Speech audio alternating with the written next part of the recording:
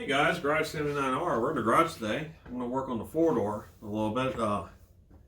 Finally got me some new side cutters so I can chop out this old alarm system it has. Anyway, so I'm going to put in some work on the four door today. Just try to get the interior back in. Refrigerator bowl. Yaris is great. The LSD transmission works awesome.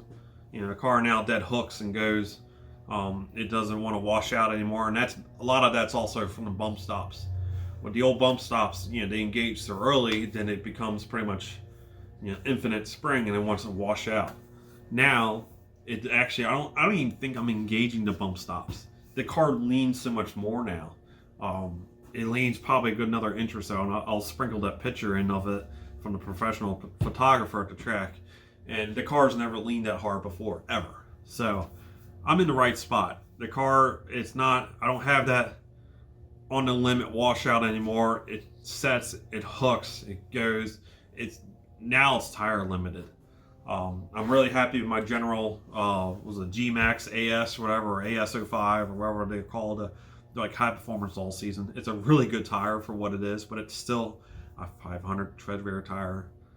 It doesn't compete with whatever these, you know, Bridgestones are that the guys are running at the course. So was the RE71s. So considering I'm on 195 all seasons and I'm within a second of a Civic Si with 245 Bridgestones, my car's doing pretty good. And I'm not trying to take anything away from Tim. He's a good driver. I just think, you know, I definitely have more experience. I've been racing for much longer, and I think it kind of shows. And he's even said that. He's like, if you had a good car, we'd all be in trouble. And well, I like my 1.5s. Yeah, I'm a 1.5 enthusiast, so it's cool. And he's going to take his car to the next level in a couple of years. He wants to boost it, you know, either supercharged or turbo. He's really leaning towards turbo, and he wants to do hill climbs and stuff with the car. And I was like, you might be better off of a blower because it'd be a little bit more progressive. I mean, a turbo can be progressive. They have to just be really finely tuned and properly matched to the car. But he's definitely going to grow and get much faster, and the car's going to get much faster as well. So it was a good time. You know, he still eked me out. So in the morning we were like 7/10 apart, and then in the afternoon he actually ended up losing third gear, and to the point where he can put it in third, you know, in grid, and it doesn't move. Like, you let the clutch out, he could like get out of the car and walk around. Like, it doesn't. Third gear's gone. I don't know if it shattered it or the fork broke. I don't know what happened. So, but in the afternoon, I thought, oh yeah, that'd be my handicap. But he still found a way to get like 200ths on me. So, yeah, it shows he's getting quick. It's really cool to see him grow. So we'll see if the weather is going to be, if it projects to be warm for the next event. I might bring out the Federals, see how the car does with some real tires, but we'll see. That's neither here or there right now. Yeah, it's just, we're having fun. We're having fun competing. The guy who actually built my transmission, he brought out his brand new, like, I think he only had it for like a week and a half, brand new Corolla XSE, 6-speed, white interior. Why is a mechanic in a white interior? Oh, come on, Justin. Anyway, it looks nice. I would have gotten a dark interior. He did really well. He was stock, other than, I think he changed the wheels, but they were still on stock issue tires. And he was like maybe a second behind me, which is really good for a car that he just got. He's obviously not full sending it because I don't even think he's made a car payment yet. And, you know, he's still learning the car. So that car with some tires and a little more seat time, he should be able to shatter both me and Tim every time, because Justin definitely has more talent, for sure, at least more current talent. He's been racing more often than me and Tim put together. Most of my racing experience is from like 10 years ago, and I'm on the downward trend. He's still up here, so he's definitely got more skill than, you know, me and Tim put combined. So it shows, you know, you could throw him in a brand new car that, you know, he's making payments on, and he still was pretty much very competitive. That car is literally a tire choice away from probably beating, at least beating me, if not beating Tim as well. They got about, what, 170 horsepower in them. So, you know, if he puts more tire on it, maybe with some bar in the back. I mean, I don't think he's going to, because he's got a race car. He doesn't need another race car. But that car can, you know, if you're looking at newer hatchbacks and you want to consider maybe doing some light track duty with them, it looks like the Corolla is a really good option. So, yeah, putting that out there if you're in the market.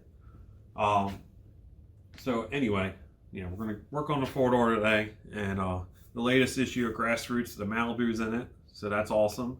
It was in their little, like, featured internet hot rod build or whatever they call it, and I'll put the picture in, and it's pretty exciting. As we're at the point where I'm actually starting to lose a little bit of motivation again because I'm just overwhelmed, and it's like, oh great, now I have to finish it. Damn it. So that's cool. So if you got Grassroots, if you got the latest issue, look in there. You'll see the Malibu. The last time I've been in Grassroots was about 11, 12 years ago when I had my Scion XB, and you know they have that stuck on you section where basically a car with the GRM sticker on it at the track, and my Scion got in it. So that was pretty cool. So I've been in the magazine twice now. Or if you want to really get down to the nitty gritty, I've been in the magazine 3 times, because for a while at the other shop I used to work for, we had an advertisement in it for a kit that I designed and I built on my own time, then it started selling through the shop. We used to advertise for it in the magazine as well, so that was pretty cool. And I still have a clipping of it on my toolbox at work. So that's what's going on. The Highlander's getting fixed next week. It gets dropped off at a body shop. I was going to try to fix it myself, but just can't seem to find any wrecked Salsa Red Pearl 04 and up Highlanders without damage in the same spot. So there was one in the junkyard with pretty much the same exact damage. I was like, yeah, fuck my life, really? Like, I rarely ever get a break of anything. Like, that would have been sweet. Just go, oh, here's what I need. No, it's same exact damage. Right front corner. It is what it is. I just want it fixed. I want my car back. So I'm dropping it off at a local body shop. Talked to the guy. We vibed real good. I got a really good feeling. Yeah, it seemed like he actually cares about his work. Because there is a lot of hack jobs out there. And I've had some friends have some work done through them, and they seem to be really happy with it. So I'm done. Send it there. You know, I already gave them the written estimate from the other guy's insurance company that's paying for it because it wasn't my fault. And they said, yeah, this looks pretty good. So I'm happy with it. Just need to get it done. I want my Highlander back. So that's kind of like a refrigerator bowl / current update with what's going on. Earl's just sitting there. I drive him occasionally. The Toyota meets next week. I'll probably take him out for that. Otherwise, it just sits. We'll get some work done. And I'll see you guys on the next one. See ya.